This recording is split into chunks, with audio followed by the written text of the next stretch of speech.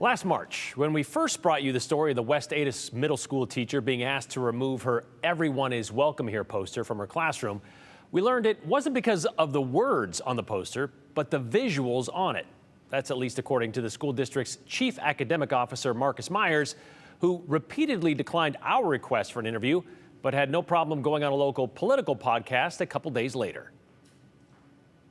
You have things that are almost identical to this. They just don't have multicoloring, and then they don't have the hands that obviously are different shades of skin tone, right? Ranging from white all the way to black. Yeah. So the text by itself doesn't allow for interpretation. The text by itself communicates a message. Now, it's important to act that way at the same time, but we want to make sure that the interpretation of the visual images, that's the issue that exists here.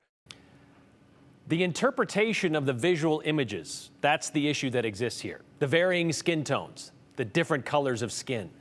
This sentiment about skin tone seems to highlight an underlying problem within the West Ada School District. A few days after we shared Sarah Inama's story, a West Ada family reached out to say they removed both their daughters from another West Ada school just weeks before because of rampant racism they experienced. I would constantly be hearing like the N-word either to me or like to someone else, and the jokes that would go around like, oh, go pick cotton, or like in my class, like they'd say it to me like, oh, get back to work, or like, no one wants you here. Like, Abby's parents said they repeatedly brought their issues up to the district office, and they told us some steps were being made to remedy the situation. But these weren't just isolated incidences anymore. They were happening daily, so they withdrew their daughters from school. But it doesn't appear to be just a couple of schools, because months earlier, back in October of 2024, according to the Idaho Statesman, nearly 24 parents from 13 West Ada schools sent a letter to the district wanting the trustees to make some changes to its anti-discrimination policy.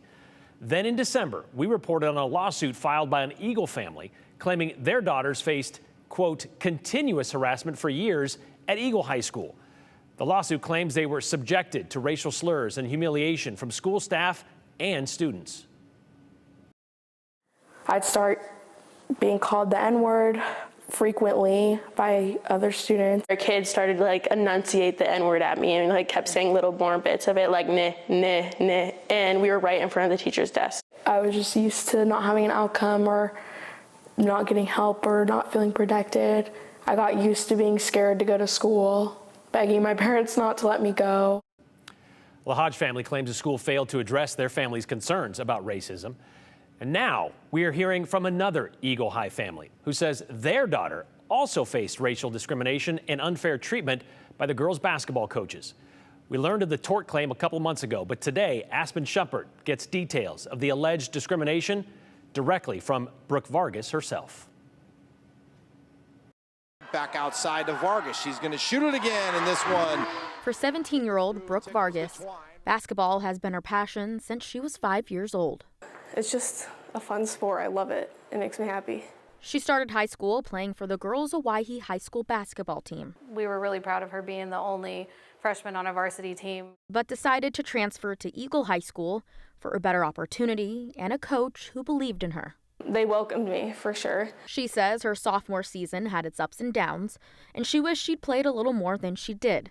But her and her mother, Megan Vargas, believed in the team's head coach, Jeremy Monroe. He's telling me that basically my junior year is going to be everything I want. So we just stayed positive, and she stayed in it. I just remember him telling me that I would be his priority. Brooke says before transferring to Eagle, she heard the school had previous allegations of racial discrimination and harassment.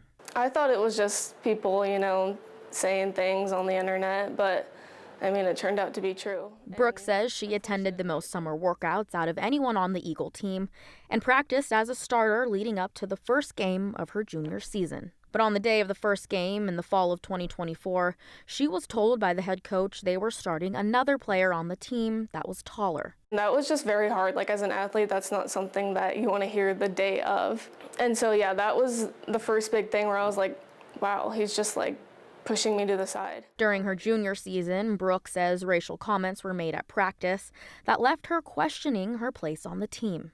The head coach, he started with, "I want you to grip the ball so tight, I see white fingertips." And the head coach, or assistant coach, sorry, leaned over to me and said, "Or brown." And chuckled. And laughed. Brooke was the only Hispanic athlete on the team. It's very hurtful, and it makes me question a lot of things about Eagle, about my skin color. Like, I can't change my skin color, so it's like, why would you comment on something like that? The family says minimal playing time only continued throughout the season. Brooke says coaches held her to a different standard than the white student athletes on the team who hadn't had their playing time cut for poor performance. He liked to hold me to a one mistake standard, even if I went out there for a minute or two, 5 minutes. Whereas other girls that started or were out there for 30+ minutes, they were able to make the same mistake over and over again. And when it came to recruitment opportunities, Brooke says she felt looked over again. It's just hard because he would ask the other white players what their goals are, and he would go out of their way to do that for them, and not for me. The Vargas family plans to go to court after the district investigated their allegations of discrimination and unfair treatment by the coaching staff. That investigation claims there was not enough evidence to support the Vargas' allegations. They want to silence parents. They want to silence the players and students. They want to downplay these incidents. And, if you think something is a racial joke, laugh it off. That's your opinion. But they stick longer with kids. This is something she'll remember for the rest of her life. The Vargas family says the discrimination affected Brooke's mental health. I remember just one day at practice, I finally just broke down off to the side because I was like, this is just really hard. I mean, I'm giving it my all, and it's just not, he doesn't care. And none of the coaches care, really. And may have hurt her chances of additional recruitment opportunities because it sent a message to college scouts. How can you be so great, have wonderful highlight videos, be amazing when we watch you at, club tournaments over the summer, but you're not being played by your high school coach? The family says it was a tough choice to come forward with this, but one they say is necessary to try and change the culture at Eagle High School and within the West Ada School District. This is the hardest thing I've ever had to go through. And I can say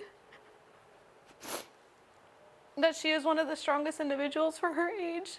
They've gotten away with this for way too long, and I hope for fair treatment for all kids throughout West Ada.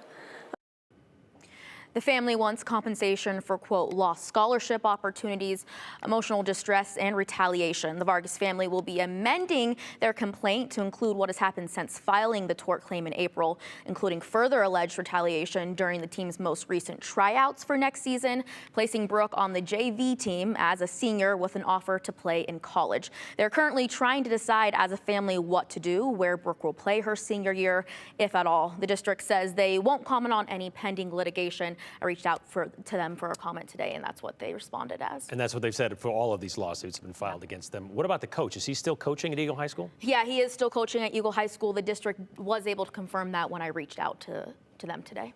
Okay, yeah, tough situation to go through. And again, we may not know the outcome of these lawsuits. They've been kind of tied up for a little bit, but we'll do our best. All right, thank you very much, Aspen.